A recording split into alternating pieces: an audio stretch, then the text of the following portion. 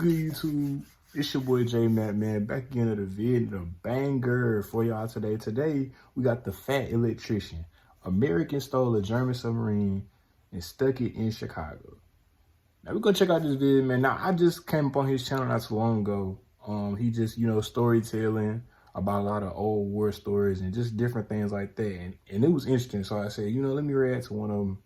And, y'all see my reaction to it and, see what he talking about. So we're just gonna check out this video, man. Y'all comment down below if y'all want to see some more after this one too. And I'm gonna get right on it. But let's get into the video, man, and see what we talking about. You know the only Type 9C German U-boat left in existence? America's. Today we're talking about the time that America stole an entire German submarine and then stuck it in the middle of Chicago. I mean, when America strategically transferred a piece of equipment to an alternate location. But first, a word from our sponsor. This video is brought to you by Warwood Tools, a family-owned business that for over 160 years has been making sledgehammers and axes right out of West Virginia using American 1060 high-carbon steel. And to this day, they still make all their tools using World War II era drop hammer forging. So if you want some tools that are going to outlast you, I would recommend Warwood Tools, and I'll have them linked in the description down below. Moving on. Okay, important context in case you don't know. During World War II, American supply lines to the European theater were absolutely devastated by German U-boats, aka submarines. These German U-boats are credited with sinking over 2,700 American ships, totaling in over 14 million tons of American ships and supplies that were put at the bottom of the ocean. Because of this, America would form what is known as hunter-killer groups, task forces of American ships who were sent out, and their entire job was to hunt and destroy these enemy submarines. Because that's just how America gets down. We don't believe in self-defense, we believe in self-offense. It's way more efficient. And that's pretty much all the context you need. So, April 4th, 1944, a hunter-killer group known as Task Force 22.3 would set out, engage, and destroy the German U-boat 515. Absolutely everything went according to plan, nothing was out of the ordinary. They hit it with depth charges, critically wounding the submarine, forcing it to surface one last time to allow the crew to escape before the submarine would sink below the... See, in reality though, this is really a whole lesson for me. Because I didn't pay attention in school. I didn't pay attention to history, World War II, and all that stuff like that. So this is actually a learning course for me also too. And those of you who were young or, who are old and didn't really pay attention to history much or don't know much history, you ain't never too old to learn, okay? And nobody's never too good to learn. So this is like a lesson for me.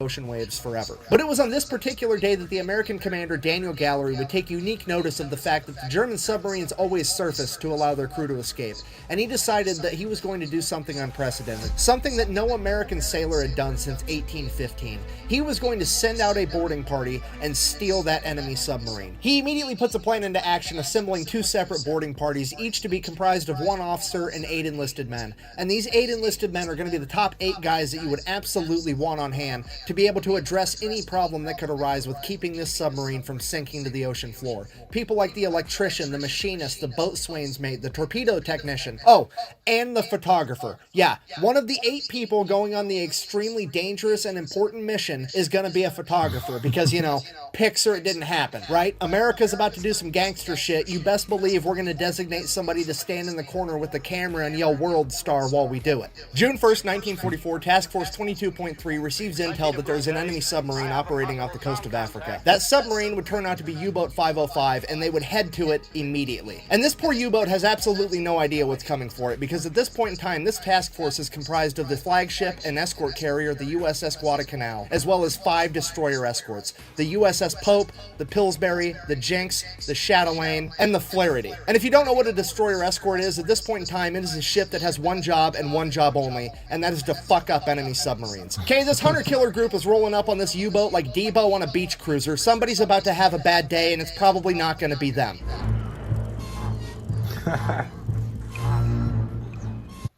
Bro, he literally put the Debo scene in there, bro. Oh, shit.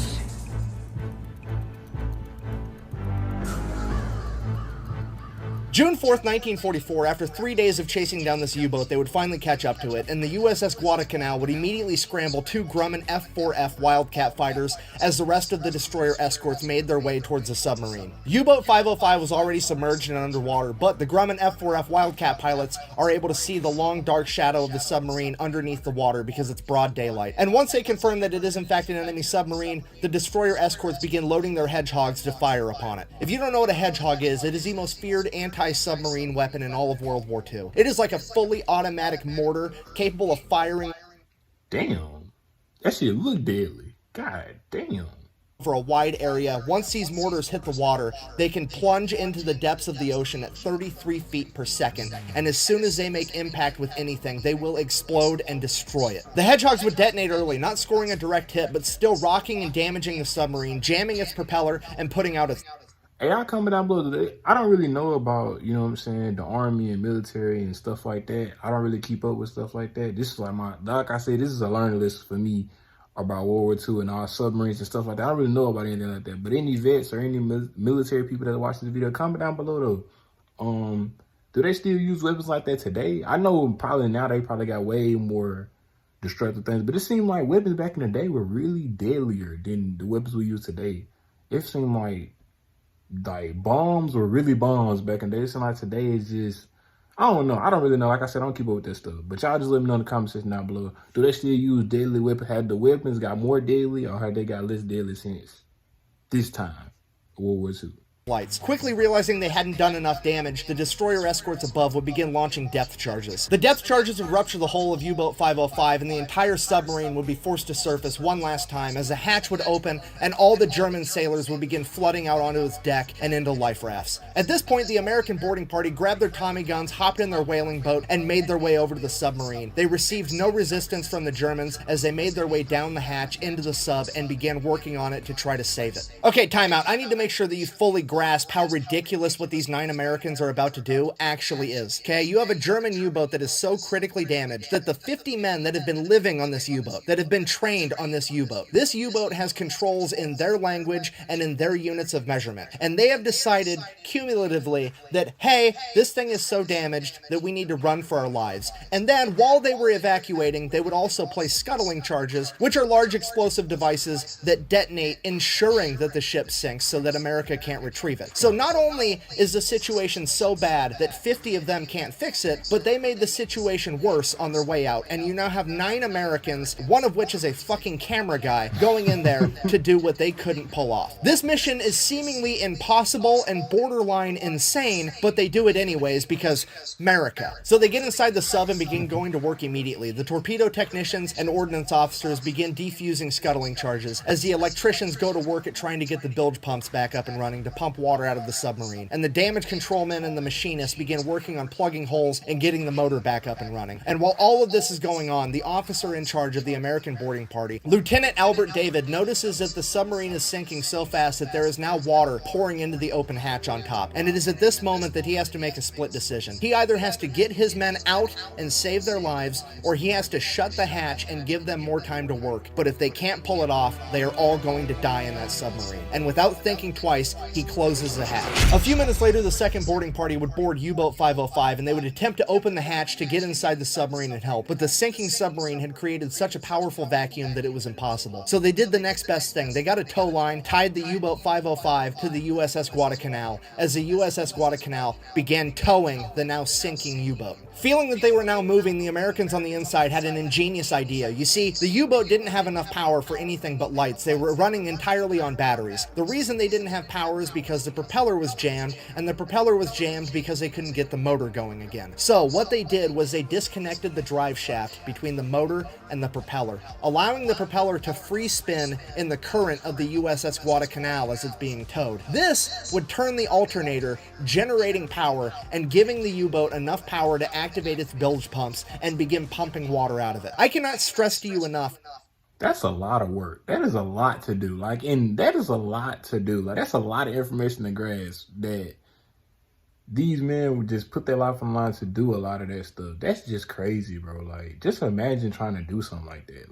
That's crazy. Something that probably could take an average person today 5 years to do, took them, they did all this in one day. That's crazy. How fucking genius this was to do. This saved all of their lives for sure, and to be able to have the knowledge and wisdom to come up with a solution like that while you're actively fucking dying in a tin can Right. under the ocean is incredible. So things are already looking up, but at a minimum they have to get that hatch back open so that the first boarding crew can escape if they absolutely need to. So the second boarding crew with their Tommy guns proceeds to pluck one of the Germans out of their life raft and force him, persuade him to activate the pressure valve, which is going to equalize the pressure inside and outside the sub, allowing them to open the hatch door. That happens, and the second boarding crew gets inside and also gets to work. And all this is going on, and there's 50 Germans sitting out there in life rafts like, fuck. Like, what do you do in that situation? You have just been outclassed on every conceivable level. Like, you were in combat, they damaged your ship to the point that you couldn't fix it, so then you tried to rage quit and blow up your own ship, and then they're like, no, I've changed my mind. And then they went in there and made it so you couldn't even sink your own ship. At this point, the rest of the task force goes around plucking all the Germans out of their life rafts because they are now prisoners of war, as Commander Gallery comes to the conclusion, fuck it, we're just gonna have to tow this sinking submarine while it's actively sinking all the way to the nearest American port, and we're just going to have sailors in there working 24/7 around the clock to try to keep it above the waterline. Not a terrible plan, but the only problem is they're like 150 miles off the coast of Africa, and the nearest American port is 2,500 miles away, and if that wasn't bad enough, it's in fucking Bermuda, you know, where the whole triangle thing is. I mean, the disrespect with this is absolutely palpable. Could you imagine being one of these Germans sitting there like, not only are you not allowed to sink your own ship, you're not even allowed to rage quit. The Americans come in, steal your shit, and now they're gonna joyride it through the Bermuda Triangle and not even lose it just to flex on you like that? It's ridiculous. So they get everything buttoned up and they get underway, headed out to Bermuda. At which point, a couple days later, the commander of the German submarine wakes up in the infirmary on the USS Guadalcanal. Apparently, he had been hit in the head and lost consciousness for a number of days. At which point, Commander Gallery comes down to have a conversation with him, and he's like, hey, here's the deal. We stole your sub. We're towing it to the Bermuda Triangle for a joyride. It's gonna be great. The German commander absolutely refuses to believe him. He's like, that's not possible. I had 50 dudes. They weren't able to save that sub. We scuttled it on the way out for insurance. There's no way that you managed to keep that sub from sinking. At which point, Commander Gallery is like, oh, well, here's all the shit from your office that's distinctly not waterlogged. Also, if you look out the window, we're towing your submarine behind us right now. At which point, the German officer completely loses his shit. He starts crying. He's completely inconsolable. He's like, when my chain of command finds out that this happened, they're going to torture me, and then they're going to kill me. Or the other way around. I don't know. This is absolutely terrible. But Commander Gallery, being the cool guy that he is, he's like, hey, buddy, pal, friend, you're going to sit in a nice POW camp for the duration of the war. We're going to win, and by the time you get to go back home, you're not going to have a chain of command, and all of your leadership infrastructure is going to be completely dismantled. I wouldn't worry about it. Didn't really make him feel better, but I thought it was funny. Now, so they're still making their way towards that big triangle thing, but pulling this submarine and keeping it from taking on water is a constant struggle, and it starts... But y'all see, that's a lot of men on one end of a ship that's sinking, and you have another end that's like above. Well, that's a lot of weight. That's a lot of men sacrificing their lives to do that. That's crazy, man. To look like they're not going to be able to keep enough water out of this submarine long enough to get it all the way to Bermuda. So they start interviewing Germans, trying to find one with technical knowledge that would be willing to help them keep it afloat. And that is when they come across a young German sailor by the name of Felix Ewald, and he would inform them that not only is he not German, he's definitely not a Nazi, and he's certainly not a fan. He was conscripted when the Nazis invaded Poland, and he was basically being forced to be there, and that if America wanted help, he was happy to do so. So he would immediately go to work helping the Americans keep the submarine afloat the entire time as they traveled back to Bermuda. As the remaining German POWs began asking questions, what happened to Felix? What happened to Ewald? Where's Ewald? And they began looking for him every chance they got, searching everywhere they could find him. The Americans had told him that they killed him, but they didn't believe it because they knew he was Polish too. So they just kept looking and looking, scanning everywhere. And this would be the inspiration for the childhood book, Where's Waldo?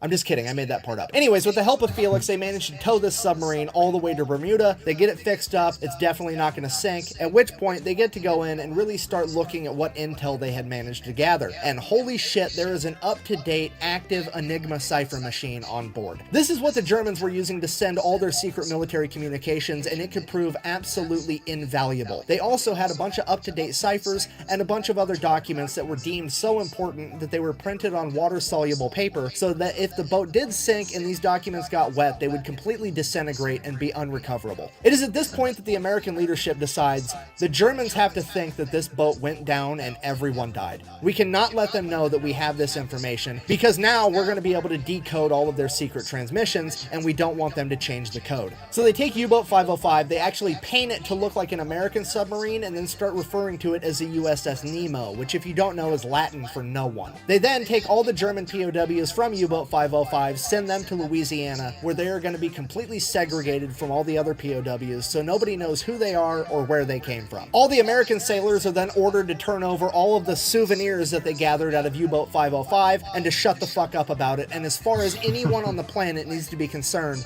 this U-boat is at the bottom of the Atlantic Ocean, 150 miles off the coast of Africa. Nobody can know that we have this.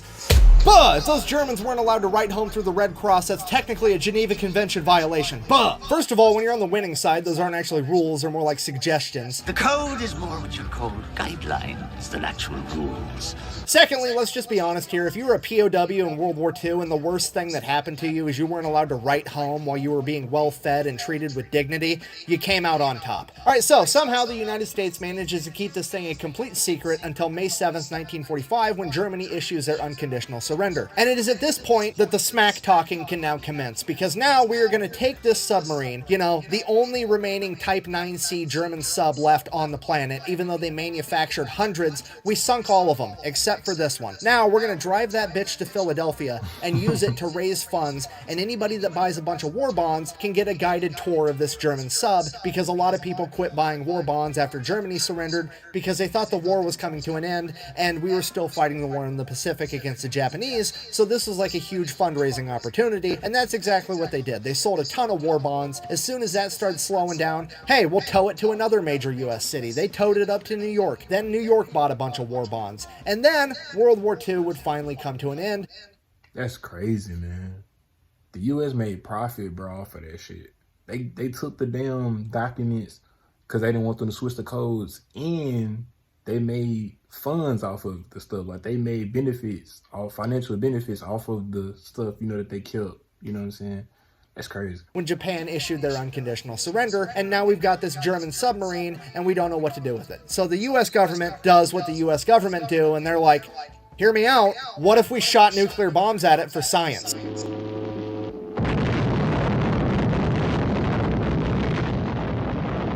At which point, Commander Gallery, who's now an admiral, chimes in and is like, no, I stole that thing fair and square, we're keeping it. So he ends up orchestrating a deal with the city of Chicago where the US government will donate the submarine to the city of Chicago as long as the city pays to have it shipped all the way there. And that's exactly what happens. They took a Type 9C German submarine, the whole thing, in one piece, and put it in Chicago, you know, like the major city that's the most inland of any other city in America. It's literally fucking 2 Germanys into America. Yes, that is to scale. An incredible logistical feat is the icing on the cake for one of the most amazing and utterly disrespectful stories to ever come out of World War II. And I'm happy to say that if you would ever like to go see U-Boat 505, you still can, because it is still in Chicago today at the Museum of Science and Industry, where it currently sits as a proud member of the second largest navy on the planet, America's fleet of museum ships. Thank you for watching. Best way to support the channel is go buy some merch at thefatelectrician.com. Quack bang.